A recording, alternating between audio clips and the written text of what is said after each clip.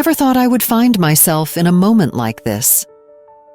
It was an ordinary evening, the kind where the world outside fades into a soft glow as the sun sinks below the horizon. I had just returned home from a long day at work, ready to curl up with a cup of tea and lose myself in a book. But fate had other plans. As I walked into our living room, something caught my eye. Henry's phone lay on the coffee table, buzzing softly. Curiosity tugged at me, and before I knew it, I was reaching for it. My heart raced as I picked it up, the screen illuminating my face with a light that felt eerily cold. I hesitated for just a moment, but then I unlocked it. What I saw next shattered my world. "Can't wait to see you tonight. Just us, like old times." The message was from Clara. My breath hitched in my throat. Clara, his friend. My heart sank as more messages revealed the truth. There was an affair.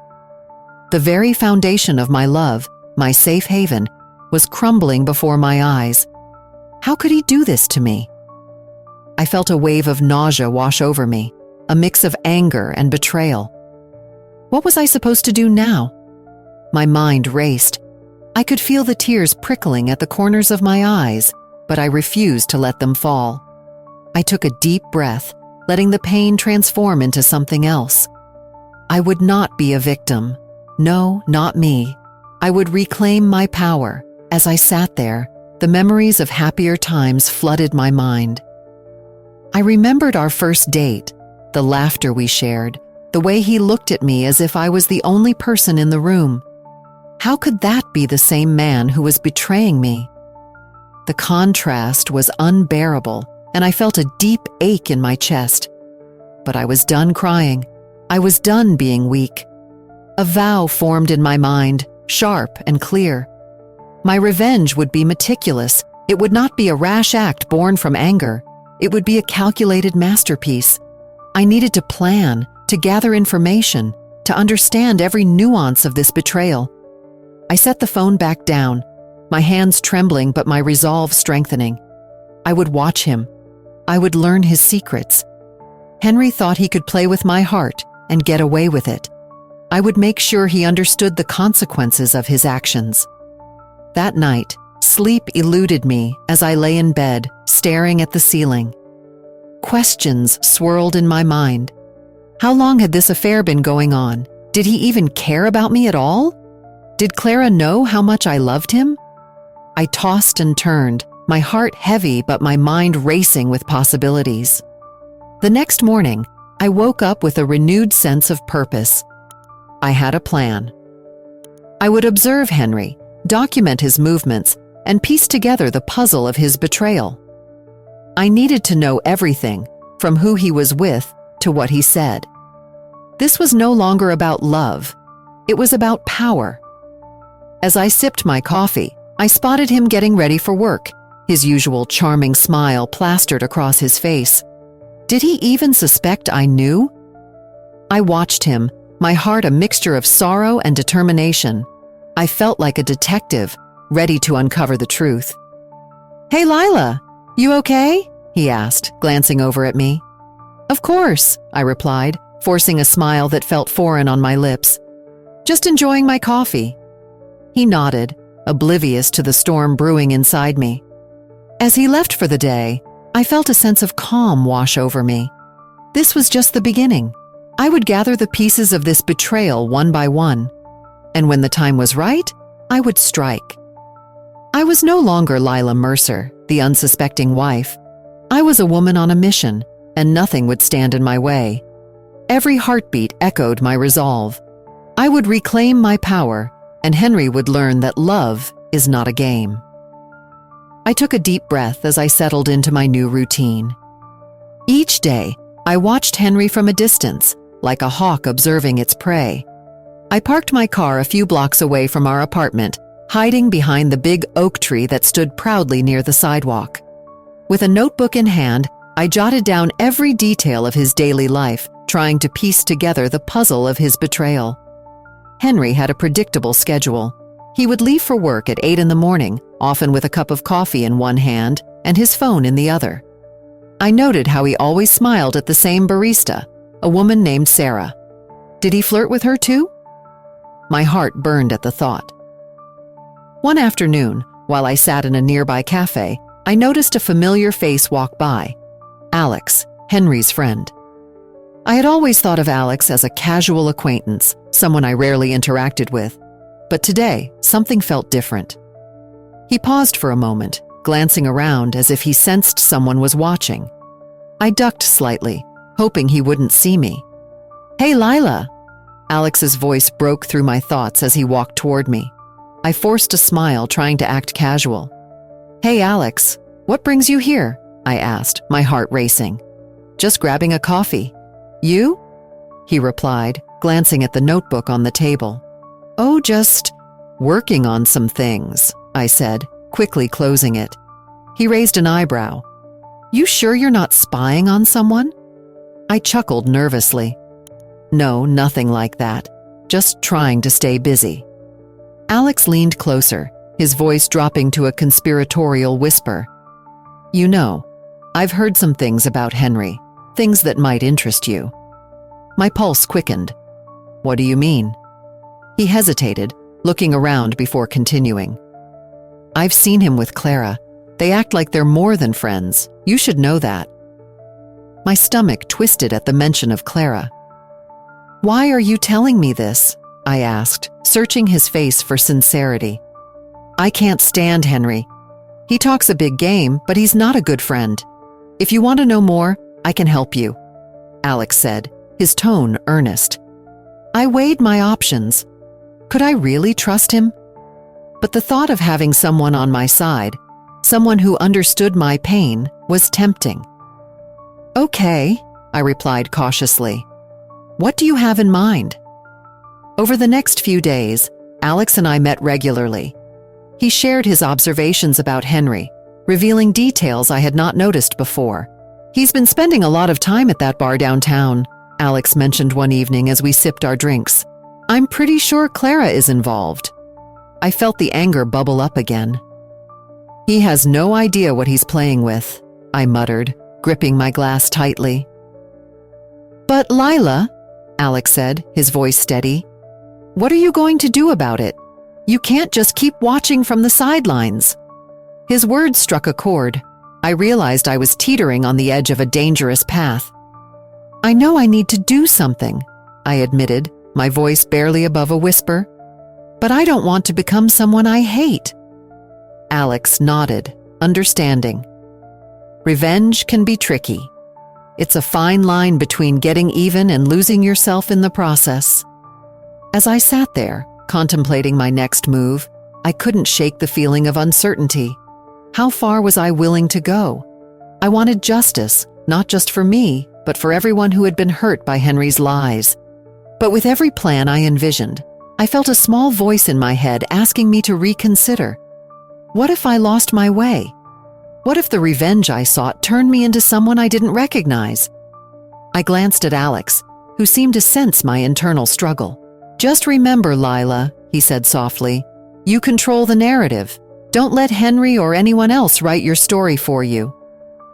With those words, I realized that my observation phase was just the beginning.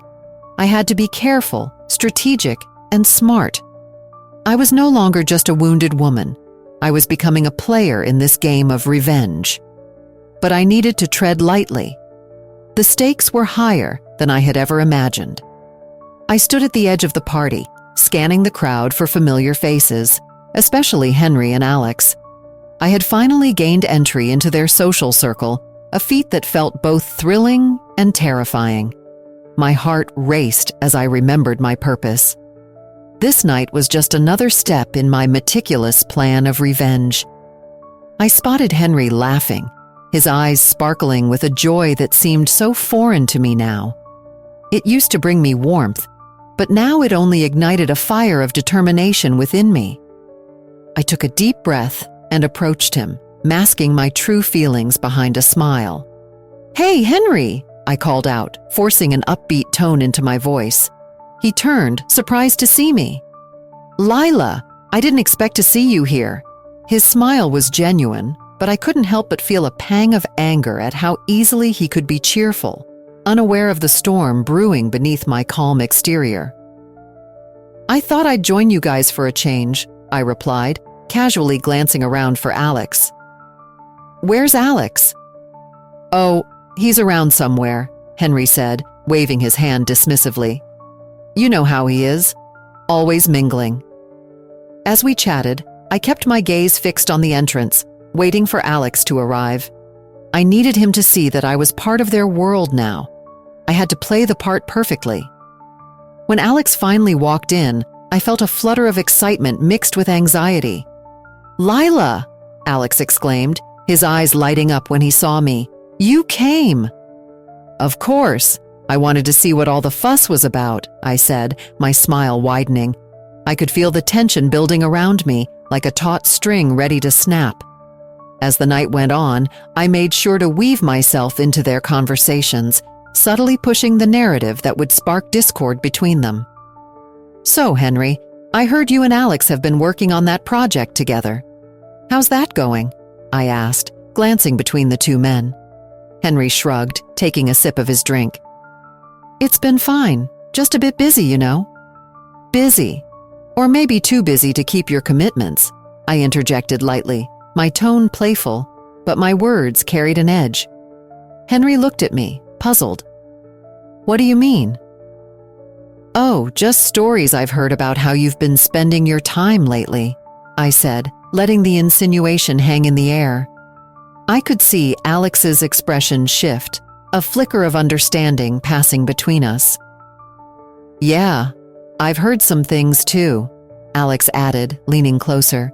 "You know, sometimes it's hard to trust someone when they're not around." The tension was electric. I felt a rush of satisfaction as I watched their friendship begin to crack. All it took was a few carefully placed words, and I was starting to see the results of my efforts. As the night wore on, I overheard a conversation that would change everything. I had stepped away for a moment, searching for a quiet corner, when I stumbled upon Henry and Alex deep in discussion. "I just don't know what to think anymore," Henry said, his voice low. "Lila seems different lately. I can't tell if she's acting strange or if it's just me." "She's definitely been acting off," Alex replied, his tone serious. "You should be careful, Henry. There's something about her that feels off, like she's hiding something." My heart raced as I listened, a mix of fear and thrill coursing through me. They were starting to suspect me. My plan was working, but I had to be careful not to push too hard. I needed them to doubt each other, not me. I quickly retreated from the conversation, my thoughts racing. This was the moment I had been waiting for. With every careful move, I was weaving a web of deceit that would ensnare both men. I was no longer just a victim. I was the architect of my own revenge. When I rejoined the group, I plastered a smile on my face, masking the chaos swirling inside me. I was determined to play my role perfectly. I would be the queen of manipulation, and they would never see it coming. As I looked at Henry and Alex, I felt a rush of power. They were oblivious to the storm gathering around them, and I was in control. This was just the beginning. The storm rumbled in the distance as I prepared for the confrontation I had been dreading and anticipating all at once. Rain poured down, beating against the window like the heart in my chest. I took a deep breath, trying to steady my nerves. Tonight, I would face Henry. I would no longer be the silent sufferer in our relationship. I waited for him to come home, pacing the living room, my mind racing with a million thoughts.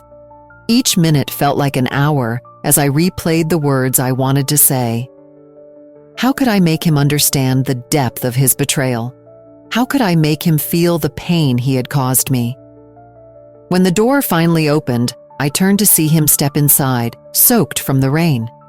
He looked surprised to see me waiting. "Lila, you're still up?" "Yeah, we need to talk," I said, my voice steady despite the storm inside me. He frowned, sensing the weight of my words. "Is everything okay?" I took a step forward, letting the calm wash over me. "No, Everything is not okay, Henry. I know about Clara." His face paled, and for a moment, he looked like a deer caught in headlights. "What do you mean you know?" "You know exactly what I mean," I replied, keeping my tone even. "I saw the messages on your phone. I know about your affair." His eyes darted around the room, searching for an escape. "Lila, I can explain." "Explain what?" I interrupted, my voice rising slightly. "Explain how you decided to betray me? How you thought it was okay to lie and cheat?" He opened his mouth, but no words came out. Instead, he looked down, shame flooding his features. "I never meant to hurt you." "Yet here we are," I said. "You hurt me, Henry. You shattered everything I thought we had. You took my trust and stomped on it." "I thought we were happy," he whispered, almost to himself. "Happy?" I echoed, incredulous. "You think being happy involves lying? You think being happy means sneaking around behind my back? What kind of happiness is that?" Silence enveloped us, thick and heavy. I felt a mix of anger and sadness, but I was also strangely liberated. This was my moment. "Your betrayal does not just affect me, it affects you too. You have lost my respect, and now you have to live with that." He shifted uncomfortably, his gaze finally meeting mine. "Lila, I'm sorry. I made a mistake. I never wanted to lose you." "It's too late for apologies," I said, my voice firm. "You made your choice, and now you must deal with the consequences." "I can change," he pleaded, desperation creeping into his tone. "Change?" I laughed bitterly. "You think saying you can change is enough? You think I can just forget everything? The trust is gone, Henry. You broke it. You have to face that." As I spoke, I felt a weight lifting from my shoulders. Each word was a step closer to reclaiming my power. I had allowed him to hold the reins for too long. "Please, Lila," he said, his voice cracking. "Don't do this. I love you." "Do you even know what love is?" I shot back. "Love is not betrayal. Love is not deceit. You need to understand that." The storm outside raged on, but inside me, a calm had settled. I was no longer the victim in this story. I was taking control. "Henry, I need you to understand that this is over. I deserve better than this. I deserve someone who honors me, not someone who tears me down." His shoulders slumped, and I could see the realization dawning on him. "I never meant to hurt you, Lila. Enough," I cut him off, shaking my head. "This is not about you anymore. You've made your choices, and now it's time for me to make mine." As I stared into his eyes, I saw the confusion and regret swirling within. But I also felt a sense of empowerment I had never known before. I wasn't just confronting him. I was confronting myself. I was reclaiming my voice, my power, and my dignity. "Goodbye, Henry," I said, my voice steady. I turned and walked away, the storm still raging outside, but I felt a calm within me that I knew would carry me forward. After the confrontation, I felt a strange shift inside me. The storm of emotions that had fueled my desire for revenge began to settle.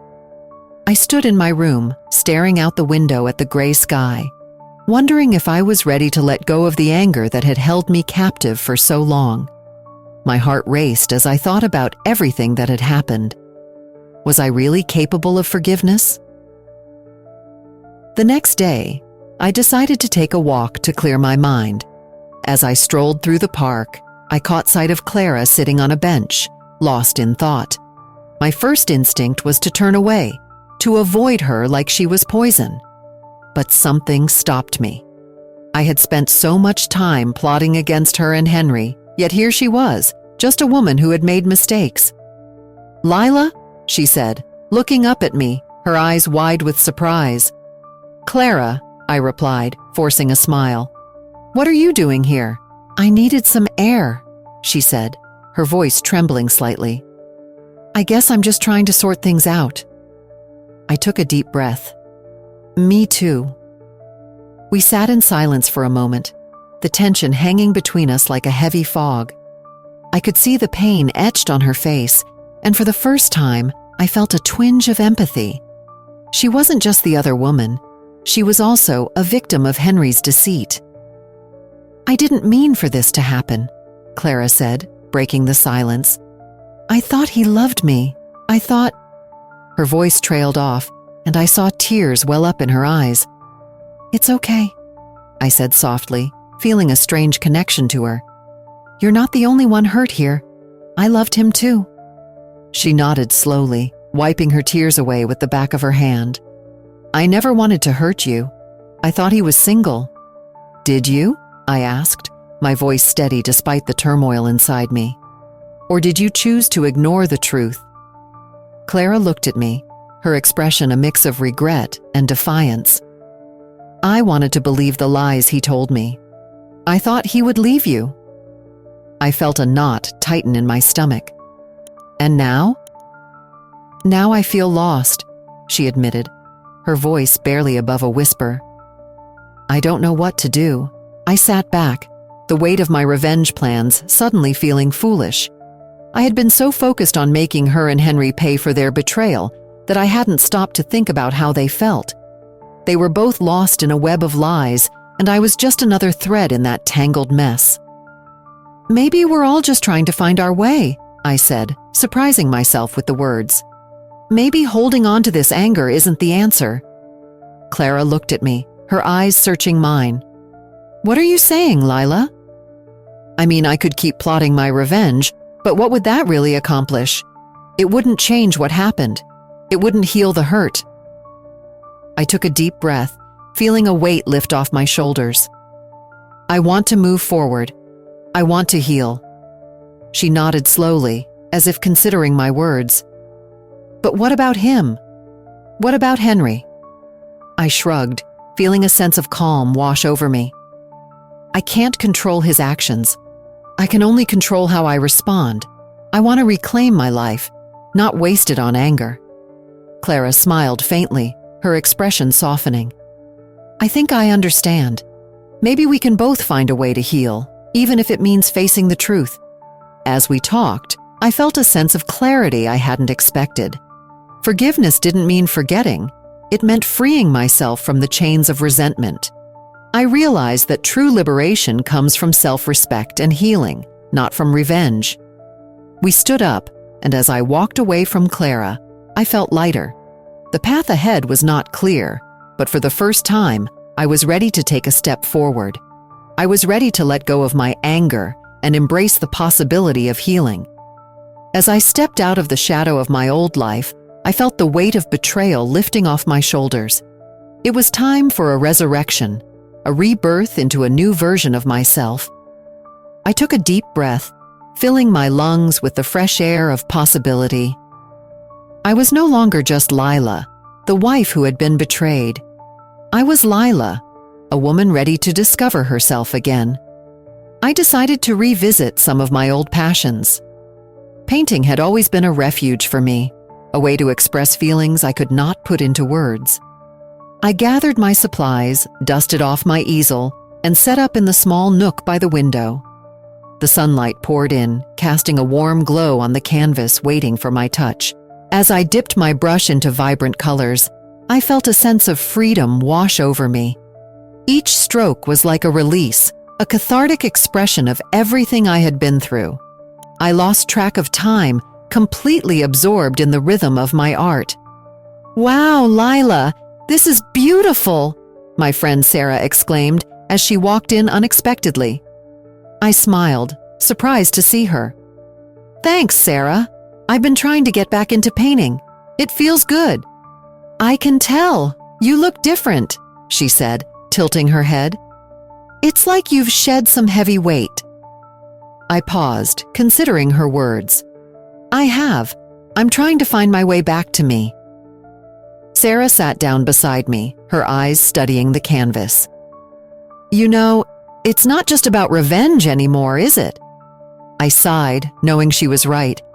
"No, it's more about healing.